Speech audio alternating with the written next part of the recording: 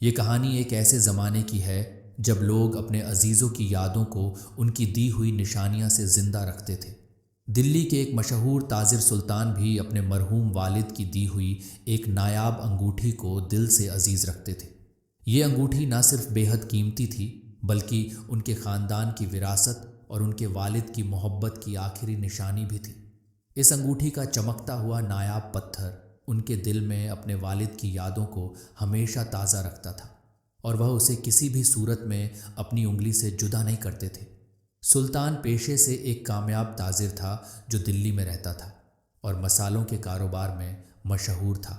گاؤں اور شہر کے لوگ اس سے مصالے خریدتے تھے اور اس کی ایمانداری دور دور تک پھیلی ہوئی تھی۔ ایک دن سلطان سفر سے تھکا ہارا آیا اور دلی کے ایک مشہور حمام میں آرام کرنے کے لیے آیا۔ اسے غسل کی ضرورت پڑی تو انہوں نے انگوٹھی اتار کر ایک طرف رکھی اور غسل کرنے میں مشغول ہو گیا۔ جب وہ باہر آیا اس کی نظر انگوٹھی پر نہ پڑی جس سے اس کا دل بیٹھ گیا۔ فوراً اس نے پورے حمام میں انگوٹھی کی تلاش شروع کر دی مگر انگوٹھی کہیں نہیں ملی اور وہ پریشان ہو کر بیٹھ گیا۔ سلطان نے فوراً حمام کے ملازم سے پوچھا کہ کیا کسی نے انگوٹھی دیکھی تو نہیں۔ ملازم نے بتایا کہ جب آپ غسل کر رہے تھے تو لکھنؤ کا ایک تاجر حسین اسی دوران حمام میں آیا تھا اور ابھی یہاں سے جا چکا ہے۔ اس کی بات سن کر سلطان کا دل دہل گیا۔ اس نے فوراً سوال کیا کہ حسین کہاں گیا؟ ملازم نے کہا کہ وہ کل سے سرائے میں ٹھہرا تھا، ابھی کا پتہ نہیں کہ کہاں گیا۔ تو اس نے فیصلہ کیا کہ وہ لکھنؤ جائے گا، لیکن باپ کی محبت نے لکھنؤ جانے پر مجبور کر دیا۔ اس نے اپنے کاروباری معاملات اپنے قابل ملازم کے حوالے کی اور لکھنؤ کی طرف روانہ ہوئے۔ راستے میں سلطان کی حالت خراب ہو گئی۔ وہ بار بار سوچ رہا تھا کہ اگر انگوٹھی نہ ملی تو کیا ہوگا۔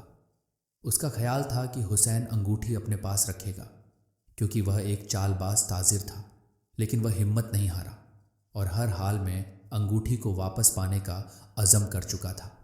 راستے میں ایک دن سلطان ایک گھنے جنگل کے قریب پہنچا تو اچانک کچھ لٹیروں نے اس پر حملہ کر دیا۔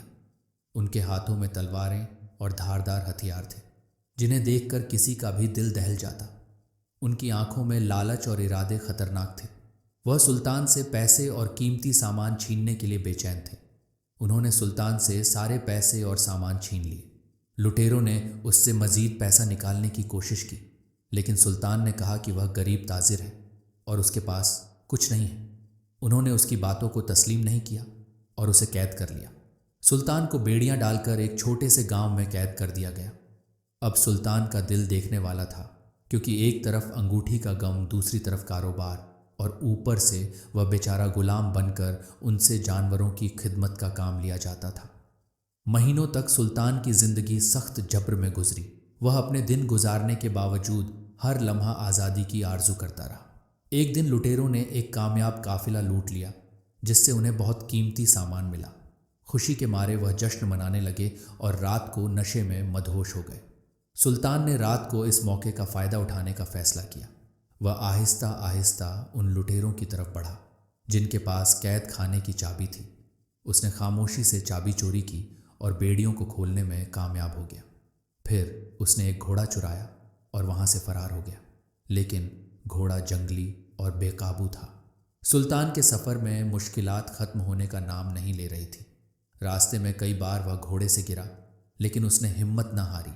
تھکن، چوٹوں اور پریشانیوں کے باوجود وہ آخر کار لکھنؤ پہنچ گیا، لیکن وہاں پہنچتے ہی اس کی حالت مزید بگڑ گئی۔ وہ اتنا زخمی تھا کہ ایک اجنبی عورت کے باغ میں گر کر بے ہوش ہو گیا۔ عورت نے جب سلطان کو زخمی حالت میں دیکھا تو فوراً رحم کھاتے ہوئے اسے اپنے گھر لے گئی اور اس کا علاج شروع کیا۔ چند دنوں کی دیکھ بھال اور علاج کے بعد سلطان کی حالت بہتر ہو گئی۔ صحت یابی کے بعد اس نے عورت کا تہہ دل سے شکریہ ادا کیا اور حسین کی تلاش میں لکھنؤ کی گلیوں میں نکل پڑا۔ دل میں انگوٹھی واپس پانے کا عزم لیے سلطان نے لکھنؤ کی گلیوں، بازاروں اور قہوہ خانوں میں حسین کو تلاش کرنا شروع کیا۔ ہر جگہ وہ حسین کے بارے میں پوچھتا لیکن کوئی اسے نہ جانتا تھا یا کوئی واضح جواب نہ دیتا۔ کئی دن کی مسلسل تلاش کے بعد وہ مایوس ہو کر ایک قہوہ خانے میں جا بیٹھا جہاں کے سکون میں اس نے اپنی تکن کو تھوڑا کم کرنے کی کوشش کی۔ وہاں کے مالک نے جب سلطان کو پریشان دیکھا تو اس سے پوچھا کہ وہ کس کی تلاش میں ہے۔ सुल्तान ने अपनी सारी कहानी सुनाई, अंगूठी का जिक्र किया और हुसैन के बारे में बताया। मालिक ने गौर से सुना और फिर बताया कि हुसैन यहाँ आ चुका था, लेकिन अब वह कंधार जा चुका है। ये सुनकर सुल्तान के दिल में एक नई उम्मीद पैदा हुई और उसने कंदर जाने का इरादा कर लिया। सुल्तान ने कंदर जाने में देर ना की और फौरन सफ़र का आगाज कर दिया। कई दिनों के सफ़र के बाद वह कंधा पहुंचा और हुसैन की तलाश में बाजारों और गलियों का चक्कर लगाना शुरू कर दिया। कंधार की रौनकों के बीच सुल्तान के दिल में अंगूठी वापस पाने की उम्मीद जिंदा थी, लेकिन तलाश आसान ना थी। चंद दिनों की मुसलसल कोशिश के बाद एक सराय में उसे हुसैन के बारे में मालूमात मिल गई।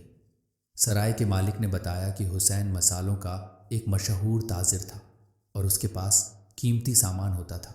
ये सुनकर सुल्तान के दिल में यकीन मज़ीद मजबूत हो गया कि हुसैन ही वह शख्स है जिसके पास उसकी अंगूठी हो सकती है। उसने सराय के मालिक का शुक्रिया अदा किया और हुसैन की मज़ीद तलाश के लिए कंधार की गलियों में निकल पड़ा, दिल में एक अज़म लिए कि वह अपनी खोई हुई चीज़ वापस लेकर ही रहेगा। आखिरकार सुल्तान की मुसलसल मेहनत और दुआ रंग लाई। उसने हुसैन को कंधार की एक दुकान में पाया जहां वह मसालों का कारोबार कर रहा था। हुसैन के चेहरे को देखते ही सुल्तान को यकीन हो गया कि वह अपनी मंजिल के करीब पहुंच चुका है। उसने दुकान के अंदर जाकर हुसैन से अंगूठी के बारे में बात की और आजिज से दरख्वास्त की कि वह उसे वापस कर दे। हुसैन ने सुल्तान की बात सुनकर पहले तो उसका मजाक उड़ाया और हंसते हुए कहा, अरे वो अंगूठी तो मैं ताक में रखकर भूल चुका था। लेकिन साथ ही उसने बोला कि अंगूठी अब भी उसके पास मौजूद है। ये बात सुनकर सुल्तान को एक तरफ तसल्ली हुई कि अंगूठी महफूज है, मगर दूसरी तरफ हुसैन का रवैया उसे बेहद अफसोस लगा। सुल्तान ने अपने दिल में गहरी दुआ की कि अल्लाह ताला इस चालबाज ताजिर हुसैन का दिल नर्म करें और उसे अपनी कीमती अंगूठी वापस दे दे। कई मिन्नतों और आजिज के बाद हुसैन ने आखिरकार अंगूठी निकालकर सुल्तान के हवाले कर दी। अंगूठी देते हुए हुसैन ने हंसते हुए कहा, अगर तुम इतने दूर से ना आते तो ये अंगूठी मैंने बेच दी होती, लेकिन चलो समझो कि ये तुम्हारी मेहमान नवाजी हो गई। सुल्तान ने अंगूठी को हाथ में लेकर सुकून का सांस लिया और दिल ही दिल में अल्लाह ताला का शुक्र अदा किया। हुसैन के रवैये के बावजूद सुल्तान ने नरमी से इसका शुक्रिया अदा किया, यहाँ तक कि उन्होंने हुसैन के साथ दोस्ती का हाथ मिलाया।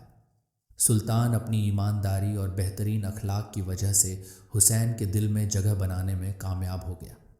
एक तरफ सुल्तान एक सच्चा और मेहनती ताजिर था, जबकि दूसरी तरफ हुसैन अपनी चालबाजी के लिए मशहूर था। लेकिन दोनों के दरमियान ऐसी दोस्ती कायम हुई जो आगे चलकर रिश्तेदारी में बदल गई। हुसैन की एक खूब बेटी के साथ सुल्तान ने निकाह कर ली। हुसैन ने सुल्तान की सोहबत में रहकर अपनी ज़िंदगी के रास्ते बदल दी और चोरी व धोखाधड़ी से मुकम्मल तौबा करके ईमानदारी की राह इख्तियार कर ली। वक्त के साथ हुसैन वहाँ के मसालों का सबसे बड़ा ताजिर बन गया, लेकिन वह अपने तमाम मसाले सुल्तान से ही खरीदता था। हुसैन के कारोबार ने न सिर्फ उसके शहर में मकबूल हासिल की, बल्कि उसकी वजह से सुल्तान की तिजारत भी कई गुना बढ़ गई।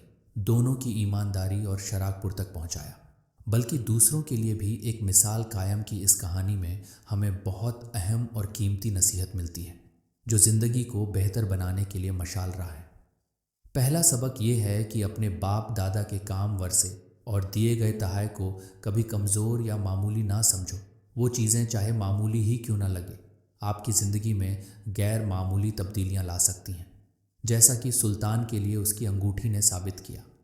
दूसरा सबक ये है कि ईमानदारी और खुलूस दिल से किए गए काम हमेशा कामयाबी की राह हवार करते हैं। अगरचे सुल्तान एक मामूली ताजिर था, लेकिन अपनी ईमानदारी और मेहनत की वजह से उसने ना सिर्फ अपनी खोई हुई अंगूठी वापस पाई, बल्कि अपनी तिजारत को भी कई गुना बढ़ाया। ये बात बिल्कुल सच है कि इंसान को कभी ये नहीं पता होता कि उसकी ज़िंदगी में आने वाली मुश्किलात और तकलीफ़ें किस तरह उसके लिए फ़ायदे का सबब बनेंगी। बाज़ औक़ात वह चीज़ या शख्स जो हमें तकलीफ़ देता है, आखिरकार वही हमारे लिए राहत और सुकून का ज़रिया बन जाता है। तीसरा और सबसे अहम सबक ये है कि मुश्किलात और परेशानियों में मायूसी नहीं होनी चाहिए, क्योंकि ये अल्लाह की आजमाइश होती है जिसके पीछे हिकमत और फ़ायदे छुपे होते हैं। सुल्तान की अंगूठी अगर ना चोरी होती तो वह हुसैन को कभी सही रास्ते पर ना ला पाता और ना ही اس کی تجارت اتنی بڑھ سکتی کہ لکھنؤ تک اس کا نام ہوتا۔ ہر آزمائش کے پیچھے ترقی اور کامیابی کا راستہ ضرور ہوتا ہے، بشرطے کہ اللہ ہمیں صبر اور آزمائش میں ضرور ڈالتا ہے، لیکن اس آزمائش کے پیچھے ہمیشہ ایک روشن صبح چھپی ہوتی ہے۔ مجھے یقین ہے کہ آپ نے اس کہانی سے نہ صرف لطف اٹھایا ہوگا بلکہ زندگی کے اہم اسباب بھی سیکھے ہوں گے۔ اگر آپ مزید پرانی اور دلچسپ کہانیاں سننا چاہتے ہیں تو ہمارے چینل کو سبسکرائب کر کے گھنٹی کو ضرور دبائیں اور اس ویڈیو کو لائک کریں، اور ہو سکے تو اپنے دوست کے ساتھ شیئر کریں تاکہ ان تک بھی یہ کہانیاں پہنچ سکے۔